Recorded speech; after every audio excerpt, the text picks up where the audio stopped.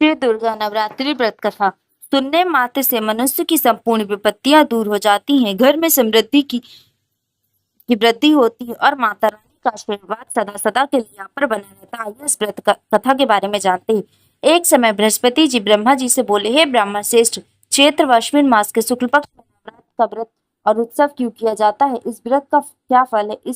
इसे किस प्रकार करना उचित है? पहले इस व्रत को किसने किया? तो विस्तार से कही। बृहस्पति का ऐसा प्रश्न सुन ब्रह्मा जी ने कहा, हे बृहस्पति, प्राणियों की हित की इच्छा से तुमने बहुत अच्छा प्रश्न किया। जो मनुष्य मनोरथ पूर्ण करने वाली दुर्गा, महादेव, सूर्य और नारायण का ध्यान करते हुए मनुष्य धन है, यह नवरात्र व्रत संपूर्ण मनोकामना पूर्ण करने वाला है। इसके करने से पुत्र की कामना वाले को पुत्र, धन की लालसा वाले को धन, विद्या की चाहना वाले को विद्या और सुख की इच्छा करने वाले को सुख मिलता है।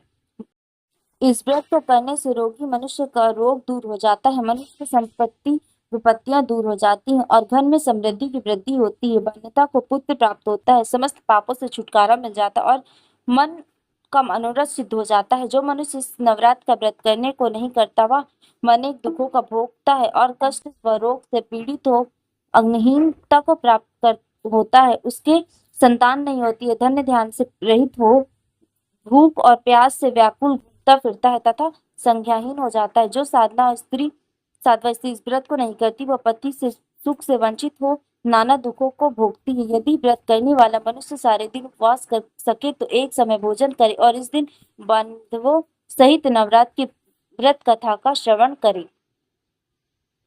बृहस्पति, जिसने पहले इस महाव्रत को किया है, वह कथा मैं तुम्हें सुनाता हूँ। तुम सावधान होकर सुनो। इस प्रकार ब्रह्मा जी का वचन सुनकर बृहस्पति जी बोले, हे ब्राह्मण, मनुष्य का कल्याण करने वाले इस व्रत के लिए इतिहास को मेरे लिए कहो। मैं सावधान होकर सुन रहा हूँ, आपकी शरण में आया हूँ, मुझ पर कृपा करो। ब्रह्मा जी बोले, प्राचीन काल में मनोहर नगर में पीड़ित नामक का एक अनाथ ब्राह्मण रहता था। वह भगवती दुर्गा का भक्त था। उसके संपूर्ण सद्गुणों से युक्त सुमति नाम की एक अत्यंत सुंदर कन्या उत्पन्न हुई। वह कन्या सुमित अपने पिता के घर बाल्यकाल में अपनी सहेलियों के साथ क्रीड़ा करती हुई इस प्रकार बढ़ने लगी, जैसे शुक्ल पक्ष में चंद्रमा की कला बढ़ती है। उसका पिता प्रतिदिन जब दुर्गा की पूजा करके होम किया करता था, वह उस समय नियम से वहां उपस्थित रहती थी। एक दिन सुमति अपने सखियों के साथ खेल में लग गई और भगवती के पूजन में उपस्थित नहीं हुई। उसके पिता को पुत्री की ऐसी असावधानी देखकर क्रोध आया और वह पुत्री से कहने लगा, अरे दुष्ट पुत्री, आज तूने भगवती का पूजन नहीं किया, इस कारण मैं किसी कुष्ठ रोगी या दरिद्र मनुष्य के साथ तेरा विवाह करूंगा। पिता का ऐसा वचन सुन सुमिति को बड़ा दुख हुआ और पिता से कहने लगी, हे पिता, मैं आपकी कन्या हूं तथा वह सब तरह आपके अधीन। जैसी आपकी इच्छा हो वैसा ही करो। राजा से, कुष्ठी से, दरिद्र से अथवा किसके चाहो मेरा विवाह कर दो, पर होगा वही जो मेरे भाग्य में लिखा है। मेरा तो अटल विश्वास है, जो जैसा कर्म करता है वैसा उसको कर्मों के अनुसार वैसा ही फल प्राप्त होता है, क्योंकि कर्म करना मनुष्य के अधीन और फल देना ईश्वर का अधीन है। जैसे अग्नि में पड़ने से त्रिणी उसके अधीन हो जा अपनी कन्या का विवाह एक कुष्ठी के साथ कर दिया था। अत्यंत क्रोधित होकर ब्राह्मण को अपनी कन्या का विवाह एक कुष्ठी के साथ कर दी और अत्यंत क्रोधित हो पुत्री से कहने लगा, हे पुत्री, अपने कर्म का फल भोगो। देखे भाग्य के भरोसे रहकर क्या करती हो। पिता के ऐसे कटु वचनों को सुन सुमति मन में विचार करने लगी, अहो मेरा बड़ा दुर्भाग्य है जिससे मुझे ऐसा पति मिला। इस तरह अपने दुख का विचार करती हुए वह कन्या अपने पति के साथ वन में चली गई और डरावने कुशायुक्त उस निर्जन वन में उन्होंने वह रात बड़े कष्ट से व्यतीत की। उस गरीब बालिका की ऐसी दशा देख देवी भगवती ने पूर्ण के प्रभाव से प्रकट हुई सुमति से कहा, हे दीन ब्राह्मणी, मैं तुमसे बहुत प्रसन्न, जो चाहो सो वरदान मांग सकती हूँ। भगवती दुर्गा का यह वचन सुन ब्राह्मणी ने कहा, आप कौन हैं, वह सब मुझसे कहो। ब्राह्मणी के ऐसा वचन सुन देवी ने कहा कि मैं आदि शक्ति भगवती हूँ और मैं ही ब्रह्म विद्या व सरस्वती हूँ। प्रसन्न होने पर मैं प्राणियों का दुख दूर कर उनको सुख प्रदान करती हूँ। हे ब्राह्मणी, मैं तुझ पर तेरे पूर्व जन्म के पुण्य के प्रभाव से प्रसन्न हूँ। तुम्हारे पूर्व जन्म का वृतांत सुनाती हूँ। सुनो, तू पूर्व जन्म में निषाद की स्त्री थी और पतिव्रती थी। एक दिन तेरे पति निषाद ने चारों ओर चोरी करने का कारण तुमने सिपाही प्रण लेकर जेलखाने में डाल दिया था। इस प्रकार दुर्गा के वचन सुन ब्राह्मणी बोली, अगर आप मुझ पर प्रसन्न हो तो मैं है दुर्गे, मैं आपको प्रणाम करती हूँ। कृपा करके मेरे पति का कोढ़ दूर करो। देवी ने कहा, उन दिनों तुमने जो व्रत किया था उस व्रत का एक दिन का पुण्य पति का क्रोध दूर करने के लिए अर्पण करो। उस पुण्य के प्रभाव से तेरा पति क्रोध से मुक्त हो जाता है। ब्रह्मा जी बोले। इस प्रकार देवी के वचन सुन अब ब्राह्मणी बहुत प्रसन्न हुई और पति के निरोग करने की इच्छा से जब उसने तथास्तु ऐसा वचन कहा तब उसके पति शरीर भगवती दुर्गा की कृपा से कुष्ठ रोग से रहित हो अति कांतिवान हो गया। हे अम्बे, मुझे निरपराध अम्बला को मेरे पति के कुष्ठी मनुष्य के साथ विवाह कर घर से निकाल दिया। पिता से तिरस्क निर्जन वन में विचार रही हूँ। आपने मेरा इस विपदा से उद्धार किया है।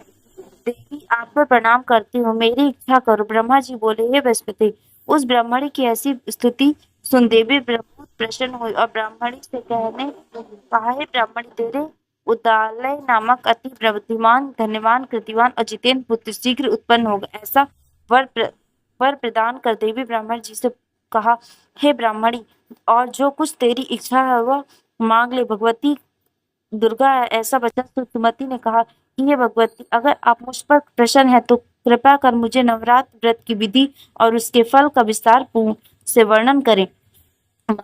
इस प्रकार ब्राह्मणी से वचन सुन दुर्गा ने कहा, हे ब्राह्मणी, मैं तुम्हारे संपूर्ण पापों को दूर करने वाले नवरात्र व्रत की विधिवत बतलाती हूँ, जिससे सुनने से मोक्ष प्राप्ति होती है। अश्विन मास के शुक्ल पक्ष का प्रतिदिन से 9 दिन तक विधिवत पूर्वक व्रत करे। यदि दिन भर व्रत करने सके तो एक समय भोजन करे। विद्वान ब्राह्मणों से पूछकर घट स्थापना करे और वाटिका बनाकर उसको प्रतिदिन जल से सींचे। महाकाली, महालक्ष्मी और माँ सरस्वती देवी की मूर्ति स्थापित कर अपनी नित्य प्रतिदिन पूजा करे और पुष्पों से विधिवत पूर्वक अर्घ्य दे। गेहूं से होम करने से लक्ष्मी की प्राप्ति होती है।